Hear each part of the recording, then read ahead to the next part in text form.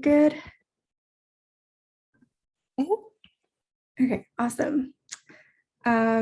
Yeah, well, hello, everybody.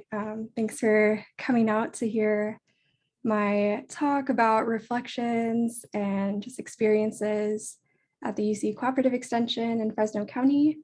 Yeah, as the title suggests, a big chunk of the work we do on the team is in supporting small-scale BIPOC farmers and implementing and getting funded for regenerative practices here in the Central Valley.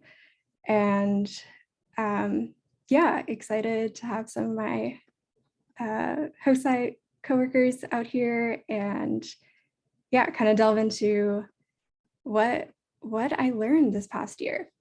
But I want to start by going over like just generally Fresno County and just the Central Valley, what that kind of entails. It's not on presentation mode, is it? It's not on presentation. Oh, okay. There it is. Oh, okay. I guess it's not gonna, how do I do speaker notes? There we go, presenter view. Okay, Fresno County. So for those of you who aren't familiar, here's kind of general location where we are based. But I want to kind of ask you guys, like, when you think of the Central Valley or even just Fresno, what are kind of the images that pop up in your mind? If you're able to, especially if you're not familiar with the Central Valley, I'm really curious if you could just put it in the chat. What are some of the words or, yeah, things that come to mind? Because I grew up in the Central Valley in Bakersfield and, you know, spent my whole adolescence trying to get out of there and go to like a city. And I don't know, the whole region felt very unattractive for a lot of reasons to me. You know, I associated boring with the area for a very long time. And, you know, those were things that I was still a little bit nervous about coming back into Fresno County. I was really excited about this fellowship and the specific role, but I still have that image of like, yeah, like monocultures, almonds, just kind of, you know, big trucks or drought, extreme heat, like all these kind of, yeah, kind of like soul wrenching things of the Central Valley. And I think it's really important to recognize those things. Those are a fact of living here. And there's a long history of why this region looks and has become a region that looks like this today. But also, this place is home to a lot of diversified farming systems. And there is a lot of diversity in both the immigrant and refugee communities here, as well as within agriculture. There are over 1,000 small-scale diversified farms in this area. And, you know, growing up, I couldn't even imagine that that existed here because this sort of monoculture was so, you know, ideology was so pervasive into what I associated with this place. And so, you know, this is one example that you see here of a diversified vegetable farm here in Fresno County. And, you know, just visually, there is, you know, a lot to pick up on, just the different ways, you know, there's still like row cropping happening, but the crop changes after every so rows. And in the far right, there's like a region that is left fallow, which might hint at crop rotation.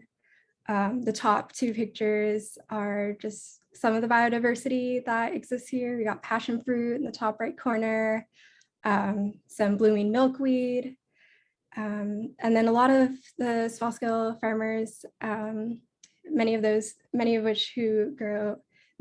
ones who grow strawberries also have fruit stands as well. I realized this after, but I think this fruit stand is actually from Merced County, so I have to give credit to Merced for this beautifully painted fruit stand. But yeah, that's just kind of all to say that there is like these hotspots where biodiversity is really evident, and anybody could go on this farm and make a meal out of what they can see of all the vegetables and like herbs growing here and fruit. And something that might be a little less evident is kind of the environmental benefits that come from having a diversified farming system in terms of promoting like soil health and like water infiltration, and because the practices of like crop rotation cycle nutrients and things like that. So yeah, there are these hotspots, and just to give an overview of, this is one farm, but just on, in our day-to-day or week by week, kind of the farmers that we work with and are supporting come from backgrounds predominantly from the Southeast Asian countries, but also we support Mexican and Latin American farmers, and also a handful of African American farmers. And so just in the terms of like the farmers that we're able to, that comprise the community of small scale farmers in this area, it's really diverse. And then each of their farming practices is really unique. And also the farm sizes range as well, from like half an acre all the way up to 60 to 70 acres as well. And so you can imagine like the way that we support them is also probably very unique and like tailored depending on the farmer that we're working with, and their specific challenges or concerns at that particular time. And also one thing I want to emphasize is in just throughout, GrizzlyCorps being able to like interact with a lot of these farmers, it's really just evident the amount of hard work that goes into creating systems like this, and how oftentimes the person on the farm the farmer is the one actually like picking the vegetables and boxing them, with like one or two other farm hands as well. And I remember one farmer telling me about like how he grew from like, he had like half an acre, and then he added another half an acre after like 5 years, and then kind of slowly was growing it up until like a 4 or 5 acre farm. And so I think it's just important to recognize the diversity on the farm and also diversity across time and how these farms evolve with the personal farmers, goals and circumstances and things like that. So yeah, I hope that kind of gives an overview of the kind of landscape of the farms that we're working with here at the Cooperative Extension. And, I feel like every day is like so exciting because you never know what's like every season, the crops change as well. So it's really always something to absorb and learn.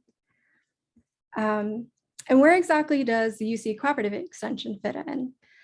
So these are kind of the 3 project areas that the Cooperative Extension, our specific team, assists farmers with. So we do a lot of technical assistance, ranging from like climate smart agriculture programs to more recently drought relief, and in the past year and even this year, COVID relief funds, just connecting farmers with different funding sources. We do a lot of research on specialty crops, as well as other research projects pertaining to soil health development, or investigating soil health, and also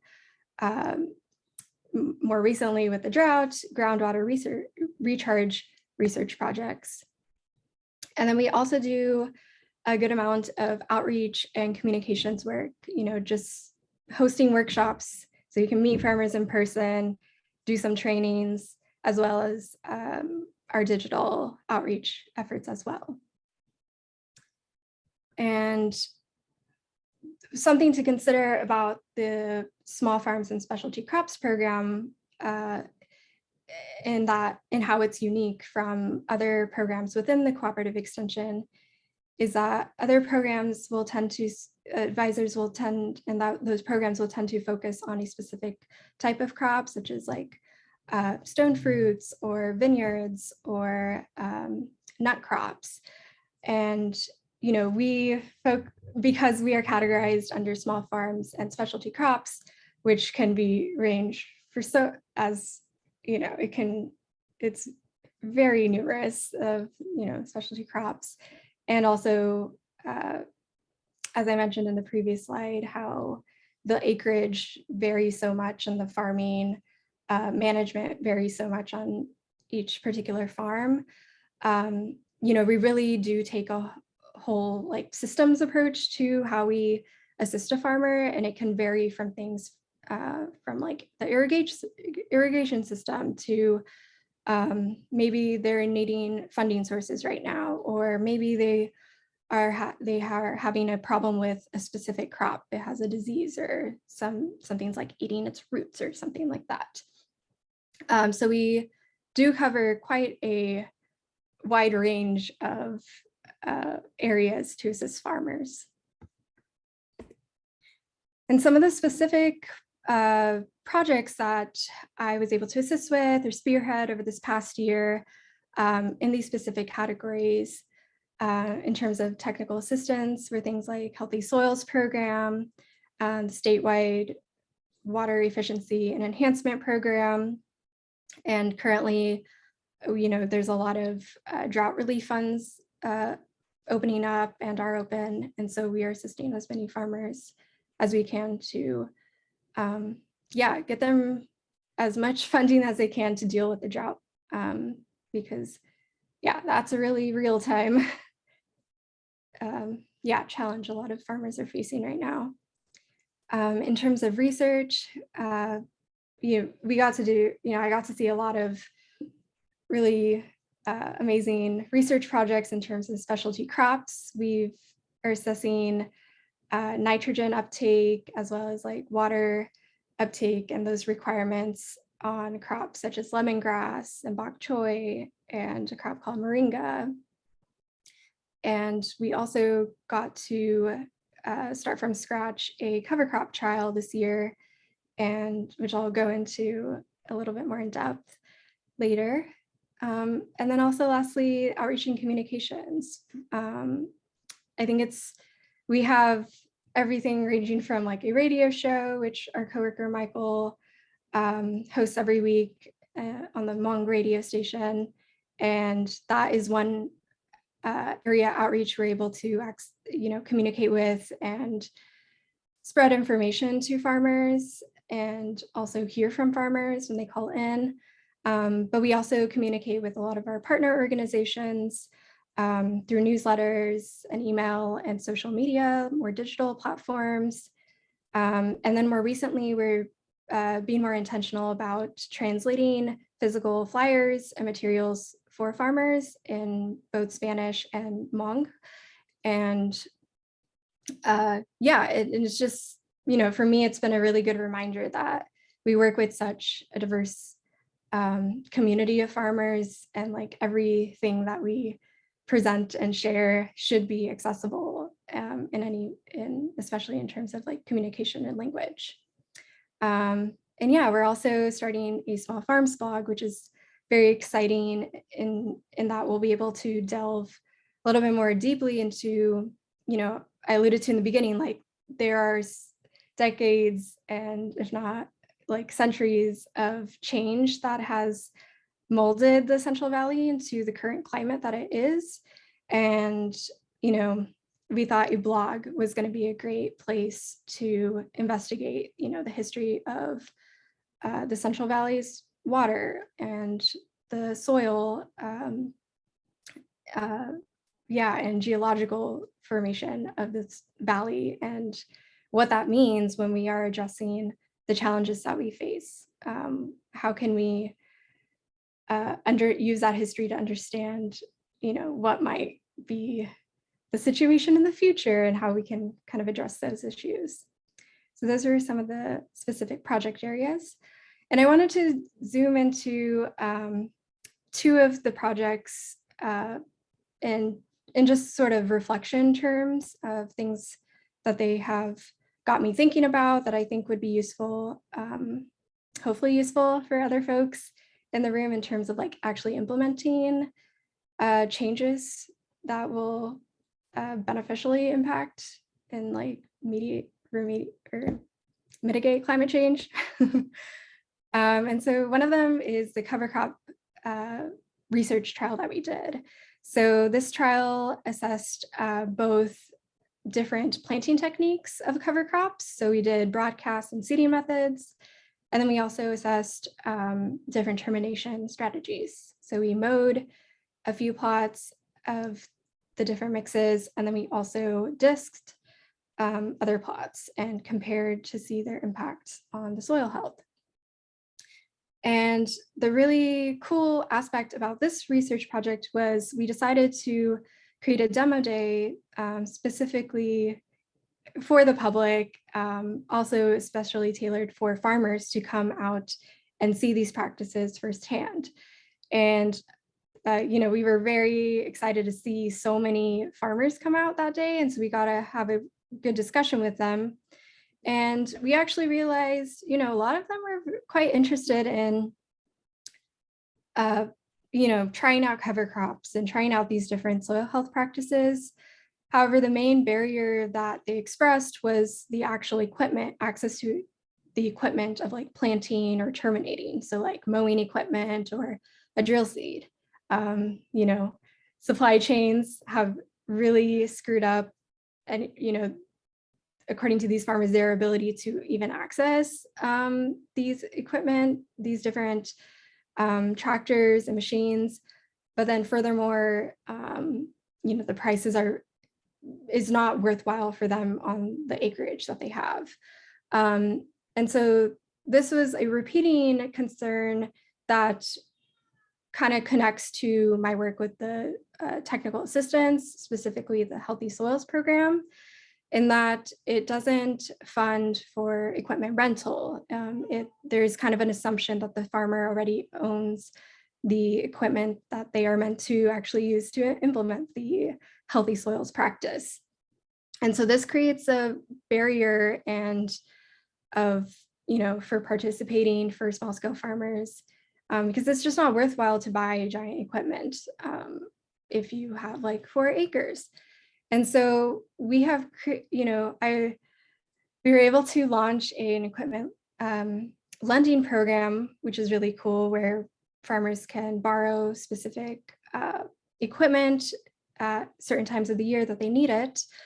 And this is the first year that we were able to implement that, which is really cool. But we learned a lot of barriers we as technical assistance providers are facing, in that we don't have kind of like the overhead power to kind of facilitate as smoothly as we wanted to. And so I think considering these more literally practical implementation terms of like implementing climate smart agriculture practices, I think is really important to consider as we have conversations of like, what are the good practices and how can we tweak and tailor those with specific farms. And then lastly, I wanted to touch on the drought. This is happening in real time, and farmers, their wells are either running dry or getting close. And, in the context of small scale farms in this area, during the last drought, many of the smaller scale farmers were fine, whereas a significant number of larger scale farmers had the finances to deepen their wells at that time. And so although, a good chunk of the small scale farmers were able to run by the first drought or scrape by the first drought, the second drought is really having an impact. And in this case,